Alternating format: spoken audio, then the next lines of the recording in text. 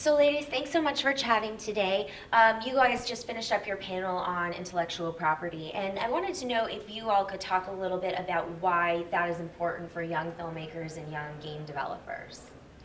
Yeah, so basically, if you don't own the rights to your stuff, you're not going to be able to make money off of it. You're not going to be able to exploit it in any way. You're just kind of handing it to somebody else. So if it becomes a huge, big blockbuster movie that makes $20 million, you're not going to be able to see a cent of that. So that's why owning your IP, or at least knowing what you want to do with the rights, is super important.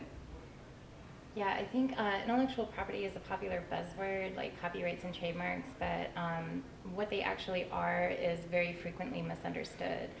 And I think if students or young designers took the time to do the research and maybe consult an attorney, they would at least know what they are, know what they have, know the value of their work. And knowing what you're worth is like half the battle in the entertainment world. Absolutely. And you know, sort of on that topic, were the students, how were the students, what were their questions, or what was like the most popular, you know, ideas or things that they were curious about? A lot of them were just curious about their own IP and how if it was protected, or how they could get it protected, how they could get it in their name, kind of thing. So it's good that we started that conversation, so on the front end they can get the ownership rights that they need.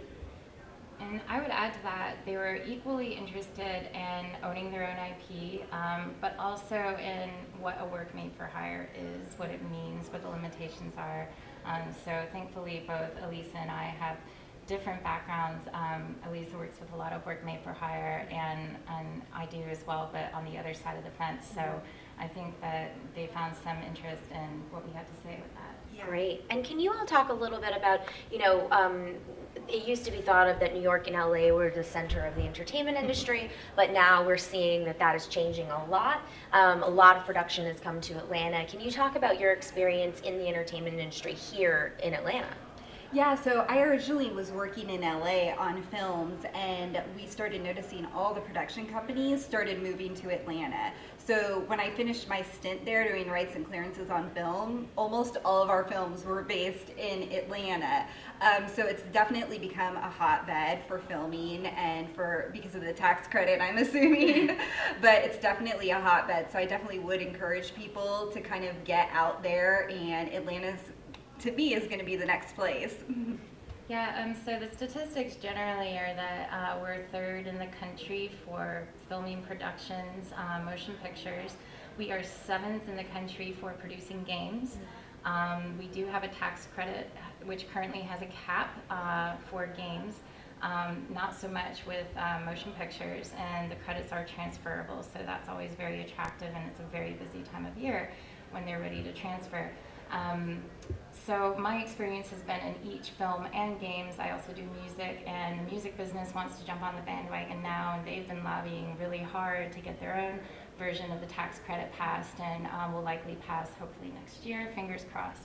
So yeah, I'd say all versions of entertainment, whether it's movies, games, music, all which work kind of together anyway, are really coming up. And I know the state has just opened the Film Academy. They're graduating their first class in December. That's going to provide a lot of the below-the-line talent and some of the above-the-line talent that we need to support the incoming productions. Like Alyssa was saying, we're getting a lot of work. We need to have the infrastructure for that. So we're putting that together.